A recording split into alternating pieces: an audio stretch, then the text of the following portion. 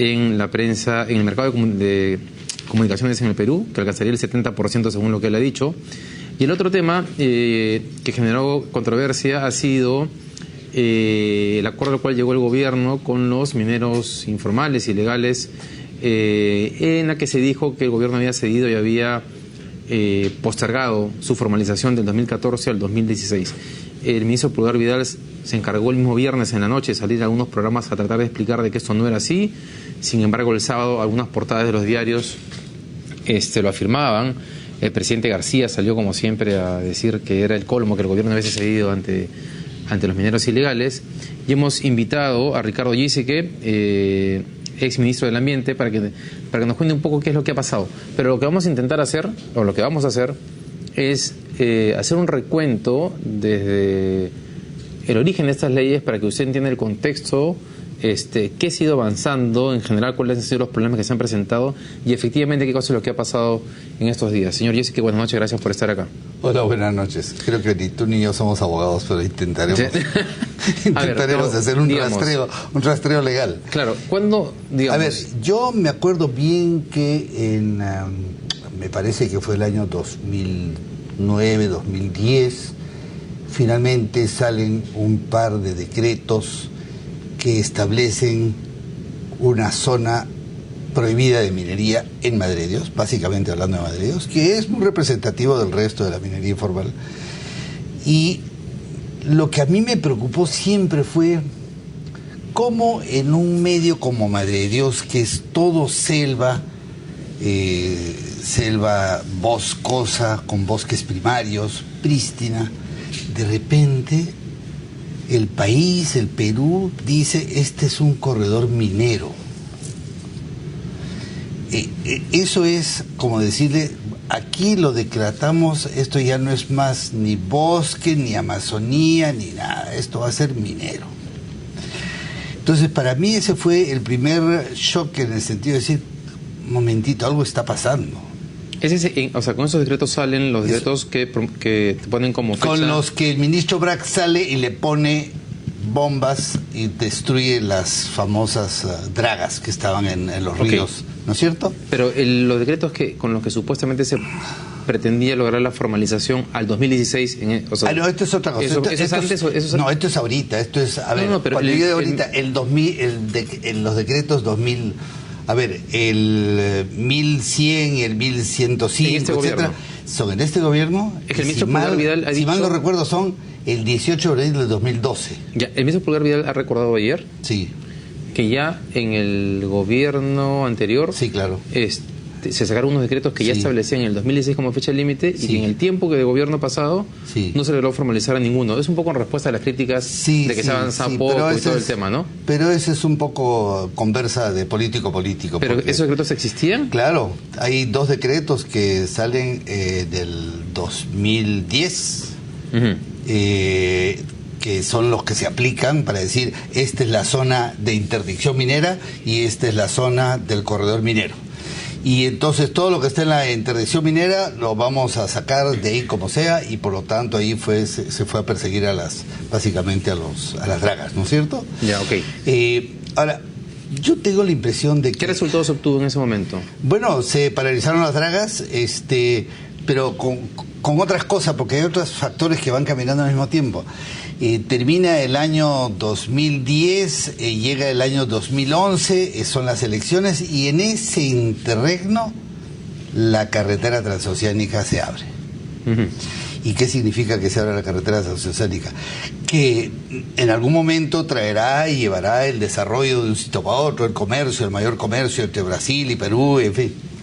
El problema es que lo primero que trajo es la posibilidad para que todos los mineros informales puedan llevar y traer todos los motores gigantescos y todos los insumos que se requieren, incluyendo los combustibles, la gente que es traída ilegalmente, incluyendo el mercurio, el cianuro, todo eso entra ahora con una velocidad impresionante. Antes para ir de Cusco a 15.000 podían ser 15, 20 días, solo no sabía cuánto. Ahora sí se sabe que son 9 o 10 horas y punto, ¿no? O sea, eso lo que hace es alimentar el problema. Absolutamente, es como haberle puesto querosene a una brasa. Entonces se ha revivado todo esto. Entonces la carretera transoceánica desgraciadamente se abre y no tiene pues en su lugar, en el momento que se abre, no están ni los sistemas de peaje, ni los sistemas de control, ni hay la carretera, la policía de carreteras, ni nada. Lo que hace es acelerar y darle una facilidad extraordinaria a la tala ilegal y a la minería informal, por sobre todas las cosas, inmediatamente. Porque es gente que está esperando y que tiene un montón de medios de movilidad y que por supuesto es una carretera, que es una autopista estupenda, y pasa esto. Yo tengo la impresión de que, a ver... Eso quiere decir que el número de mineros ilegales informales entre el 2011 ahora debe haber aumentado. Yo me imagino que ahorita estamos hablando fácilmente del orden de los 50.000, ¿no? Pero personas. ¿Dónde? Personas Solamente metidas en la zona de La Pampa, la zona del kilómetro 103, 104, 105, 107, que está entre la carretera transoceánica y el río Malinovska. Pero el número de mineros informales en el Perú es mucho más amplio. No, mucho más amplio. Regiones. Pero esto ha crecido probablemente en 3 años 300%. ¿Sí? O sea que su capacidad de crecimiento no está topada, ni mucho menos. Y en general, entonces, uno debería esperar que el crecimiento de las carreteras en el Perú, que es lo que está pasando, en zonas del país donde ya hay minería ilegal, lo que termina es facilitando un poco la actividad y alimentándola. Lo cual no quiere decir que no haya que construir carreteras, sino que lo que hay que hacer sino que creo que el Estado, como es un tanto disfuncional, termina la carretera antes de que se pudieran organizar los sistemas de vigilancia de la carretera y de imposición y de que reine efectivamente el Estado de Derecho en esa carretera. Entonces lo primero que hay es la carretera y salen los carros y salen a hacer cualquier cosa y empiezan a matarse la gente, los choferes. Ahora, porque claro, uno puede criticar cuánto se avanza, cuánto no, la efectividad, pero creo que a veces perdemos de vista la magnitud del problema. Así es. O sea, ¿de cuántas personas estamos hablando dedicadas a la actividad? ¿Cuántos departamentos del país? Yo diría que, hay 3 informes que yo he visto. Uno que menciona el premier Jiménez y habla de 50.000 personas. Y ese de 50.000 personas, en realidad estamos hablando, si son 50.000 mineros, tienen fácil 4 o 5 personas alrededor de ellos que indirectamente están metidos en la minería ilegal y por lo tanto estamos hablando de 250.000 personas. Ahora, ayer Miguel Santillana decía que eran 500.000 personas solamente en el oro. Eso es lo que está ahorita, te iba a decir, ese es el primer informe. El segundo habla de 300.000 y pico de personas, que lo menciona el ministro Pulgar, y finalmente hay un informe de Defensoría del Pueblo que habla de que por lo menos son del orden de 500.000, porque dice que son 100.000 personas directamente a nivel nacional, ¿no? Ya. O sea, es un gran problema porque además está disperso en diferentes partes del país. Está disperso, yo tengo por aquí 1, 2, 3, 4, 5, 6, por lo menos 7 departamentos, que están Madre de Dios, Puno, Ica, Arequipa, Ayacucho, La Libertad y Piura, donde es archiconocida la minería ilegal, ¿no? Yo le llamo diferente minería ilegal, porque vamos a llamarle así, el exquisitez entre ilegal e informal, no es nada. Legalmente explíquele al televidente cuál es la diferencia. Legalmente se dice que ilegal es el ilegal que no tiene nada que lo coberture porque está trabajando y haciendo minería de esta artesanal, etcétera, en sitios que están prohibidos. Y le dicen minería informal al que trabaja esta minería, que no tiene ningún cuidado con nadie, pero en sitios que no están prohibidos. Ahora, ahí hay pues una serie de grises. ¿Y que tienen derechos? No, ninguno tiene derecho. Pero lo que quiero decir es, hay una zona de grises, ¿por qué? Porque está bien, no está prohibido hacer acá, pero si me meto en las tierras de alguien que tiene una concesión para sembrar bosque, de alguna manera está prohibido por otras razones, pero y es también ilegal. Por eso yo siempre prefiero decir la minería ilegal. Ok, entonces, ¿cuál es el cambio? ¿Cuáles son los decretos que se sacan con este gobierno, con el ministro Pulgar Vidal? No sé si con usted. Sí, no. Esto se saca 18 de abril de 2012. Yo dejé mi función en diciembre del 2011. Y salen todos estos decretos porque había que sacar y aparentemente, desgraciadamente me parece que esto es una concepción de sacamos las leyes y ya está resuelto el tema. Pero en ese momento sabemos que hay un montón de leyes. Nosotros fuimos a trabajar en Madrid. Cuando digo fuimos, personalmente llevamos los 2 viceministros, llevamos gente y estuvimos con una permanencia allí fácil durante 3 meses y se empezaron a lograr unos resultados muy interesantes. Como que la gente rápidamente se dio cuenta que efectivamente hay autoridad y que si la autoridad se propone, van a tener que ajustarse a las cosas como son. Y llegó la DICAPI y dijeron, muy bien, señores, aquí todo lo que está en el agua es nuestro. Ok, o sea, ¿ustedes consideraban en ese momento que no se requería ninguna norma legal adicional? Yo no diría que, yo diría que ya el andamiaje legal que había no se estaba cumpliendo. ¿Y ese andamiaje...? Yo no diría que es completo, ni mucho menos, pero es un andamiaje que por supuesto está prohibida la trata de personas. Por supuesto está pero le ponía prohibido fecha límite, o sea, hay un proceso de formalización de... No. Era un proceso en el cual, oye, hay todas estas leyes que no me estás cumpliendo, empecemos por ahí. Y eso no quería decir que eso era todo lo que había que hacer. Había que hacer, por supuesto, algunas otras cosas más. Pero formalizar minería en el bosque amazónico, tropical, húmedo, yo creo que ahí podría haber habido alguna minería muy especializada, con una tecnología absolutamente a prueba de contaminación y cosas por el estilo, que existe y que no es cara. Bueno, ese es el objetivo, ¿no? Entonces, claro, ya salen esos decretos en marzo del 2012, ¿no? Sí. ¿Y cuál es el cambio fundamental? El 11 y el 1105. Aquí se empieza por definir todo lo que hay. Inclusive hay una parte de los decretos donde te dice qué cosa es minería, qué cosa es minería artesanal, lo que te acabo de contar, qué cosa es la minería ilegal, qué cosa es la minería informal, etcétera, etcétera, etcétera, etcétera. Y te define todas las cosas que va a utilizar después los decretos legislativos para decirte, ok, ¿para qué?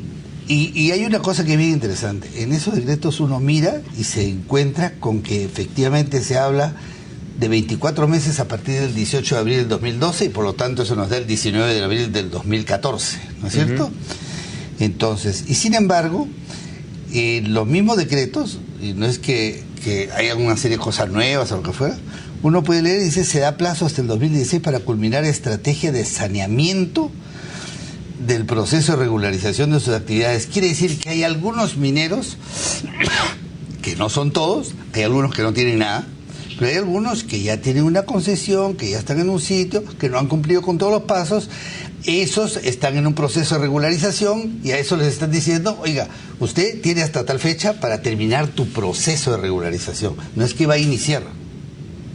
Ok. ¿Estamos? O sea, estamos asumiendo que ya el 2014 debió haber iniciado. Claro, exactamente. Y que le dan hasta el mes para terminar. En realidad están hablando de que incluso estos señores ya han empezado hoy día. Hay muchos que ya tienen una concesión que es un poco informal, no está claro. Hay una serie de cosas que no está. Hay como 7 u 8 pasos que tiene que seguir: la declaración del compromiso, la acreditación de la titularidad, la acreditación del propietario, tiene que seguir. O sea, hay una cantidad de cosas que están todas definidas claramente, pero que tienen que cumplir con cada una, y cada una de esas tarda menos de 6 meses. Claro. Sí. Ya, ok, y eso es lo que explicaría que el número de... Que aparezcan las dos fechas en el intelecto de cualquiera que lee este documento. Y no puedes leer las dos fechas, las puedes leer. O sea, ya en el decreto original está establecido 2014 y 2016 como una diferencia. Exactamente. Ok, ahora... a ver, esa es mi interpretación, no soy abogado, insisto. No, bueno, eso es lo que el ministro también, lo que el ministro ha explicado, sí, y lo que el primer ministro también ha explicado. Considerando que cada uno de esos pasos toma el tiempo que usted señala, es lo que explicaría que el número total de mineros informales, ilegales, solamente creo que se decía unos 30.000 hayan iniciado el proceso. Que no es malo el número, me parece muy bien. No, pues hemos comenzado de cero y estamos en... Pero lo que uno no puede hacer es decir, bueno, mientras ustedes se van formalizando y mientras va pasando el tiempo, pueden seguir haciendo lo que le da la gana. ¿A qué se refieren? A ver, hoy en día tienen una actividad absolutamente contaminante, están destrozando el bosque, están contaminando las aguas, están... no, claro, pero como usted dice, está disperso el problema, que es bien difícil que lo controles todo. Sin embargo, uno tiene que empezar por algunos sitios. Hay sitios donde está concentradísimo este tema. Claro, ahora, ayer el ministro Pulgar Vidal, cuando explicaba el tema y le preguntaba por ese punto, lo que decía es, oye, ojo que esto camina en paralelo a lo que es la destrucción de las plantas de... Sí, claro, de la ley de interdicción. De procesamiento. Así es, los motores, las carreteras, las chupaderas. Eso sigue caminando mientras se formaliza. El problema es como cuando le dicen a uno, sí, no, la policía de tránsito sigue poniendo papeletas. No, pero acá estamos hablando supuestamente de destrucción de plantas. Por eso. Que equivale a la papeleta o que te lleve el carro al depósito. Eso es como destruir el carro. Por ejemplo, el chatarrero es lo mismo. Ya. Y se está haciendo chatarreo, sí, pero la magnitud, lo que se requiere para que la gente sepa que efectivamente eso no va, es otra cosa. Ya, ok, pero entonces, usted dice es un avance. Sí, claro. Es un avance. Ahora, Sí, pero claro. ¿usted consideraría que es muy... Pero no sé si cuando lleguemos al 2014 y 2016 y tengamos la gran masa terminando sus procesos o empezando y entrando todos en el redil, si serán 500.000 o ya tendremos 1,5 millones.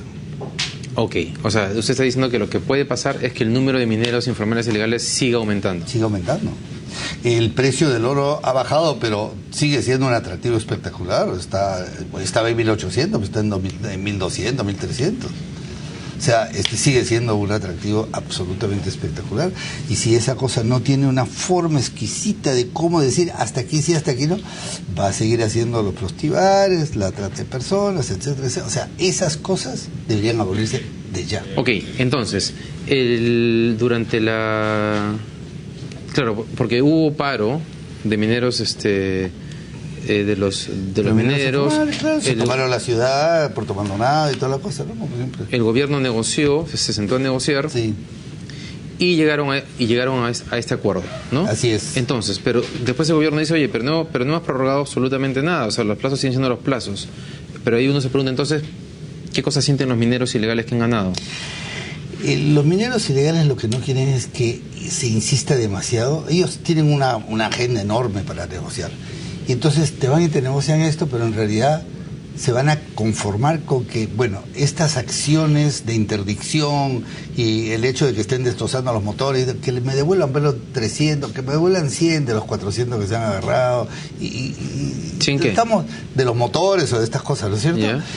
Y entonces cuando terminan de negociar eso, al final te dicen, bueno, ya. ¿Pero eso es negociable? O sea, que les devuelvan una parte de lo que les han... O que no les sigan, o que les den un mesecito, o que les permitan recoger sus aparatos para llevárselos.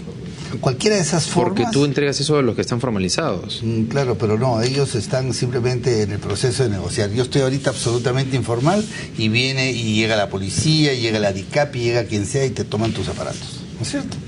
Entonces ahora me voy y me tomo la ciudad y entonces nos negociamos. ¿Qué hay que negociar? Pones todo esto sobre la mesa.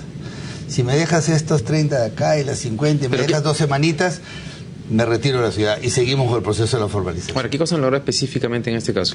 Yo no lo sé, yo no he estado dentro de las negociaciones, pero eso es lo que normalmente sucede, ¿no? Esto es como el tema de la parada, esto es como el tema del transporte público, es igual. O sea, digamos, si no han logrado el plazo mayor, o sea, y han levantado el paro es porque algo más tienen que haber conseguido. Alguna cosita, ¿no es cierto? No importa la que sea. El tema es que yo sí creo que si el gobierno se va y se sienta y demuestra... ¿Usted se acuerda cómo fue el tema de poner orden en la parada del 25 y el 27 de octubre? Fueron 2 formas totalmente diferentes. En la segunda usted vio un gobierno decidido a poner orden, ¿no es cierto? Salió y puso orden. Era la misma cantidad de gente, los mismos todos. O sea, lo que vimos es... ¿Cuántos departamentos son? No, 1, 2, 3, 4, 5, 6, 7 departamentos de los ¿Cuántas personas son? Digo, eso es lo que estamos hablando de... Fácil, estamos hablando lo estoy diciendo solamente para decirle que... 500 y 600.000 a nivel nacional. Digamos, por la cantidad de personas que involucra. Sí. Por el número de departamentos, o sea, tienes que es un tema de que lo consigues por el diálogo o no lo consigues. O no lo consigues, ¿no? Pero es diálogo con zanahoria y con claro, corte. no, claro, claro. Esto por lo lado, porque mira, Madre de Dios es un tema, Puno es un tema absolutamente diferente. Puno es una minería que está en el cerro, es una minería de pepitas, es una minería sólida y es una minería que se está llevando a cabo en una ciudad que está y que empieza a los 4.200 metros y termina a los 5.300. Es una ciudad que tiene ahorita cerca de 45, 50.000 personas, no tiene ningún servicio, nunca fue diseñada como ciudad. O sea que estamos diciendo que ahí es más difícil. Es diferente. Y claro, porque la selva también es difícil. Es totalmente difícil y los perjuicios que generan la selva son tremendos. En este caso, desde la zona de la alta de San Antonio de Poto, el río Ramis es contaminado permanentemente con estos procedimientos artesanales de refinamiento de oro. Entonces, lo que quiero decir es, eso es uno. Ica es otro tema totalmente diferente. Es un tema absolutamente desértico, pero casi de socavón. De socavón. Claro, son pequeños socavones. Y lo mismo pasa en el tema de la libertad. Es muy parecido, son cerros y tienen allí sus pequeños socavones y por eso ahí trabajan, digamos, Especialmente requeridos son los niños, que tienen cuerpos pequeños y no hay que hacer tremendos huecos para entrar a Socavón, ¿no es cierto? Eso le pone ya también un componente adicional de... Totalmente diferente, por eso te digo, todo esto es... No, de necesidad de intervención pronta, ¿no? Todo, pero todo, cada uno tiene una urgencia terrible en esta zona, ¿no? Porque la gente esa que se va a la parte alta del Cerro San Antonio de Poto, también ve las condiciones más absolutamente increíbles. Porque, como digo, no hay ni agua, ni desagüe, ni nada. Bueno, todos los reportajes televisivos, incluso escritos, que han relatado la forma en que los periodistas llegan a estos lugares de medida informal, son los viajes extensos, horas de horas, pero además, por lugares fantasmas. Y además tiene que ir absolutamente solapado. Hace rato que lo descubro un periodista, no sé si sale su reportaje, ¿no? Sí. Es un problema realmente... Ahora, hay una cosa que hay que decir. Se está moviendo mucho dinero. Pero claro, se habla del orden de 14, 18 toneladas. Está la señora Goya, claro, de Madre de Dios, que claro, tiene... Pero esa señora vive en un sitio que tiene más de 45 años de historia de generación.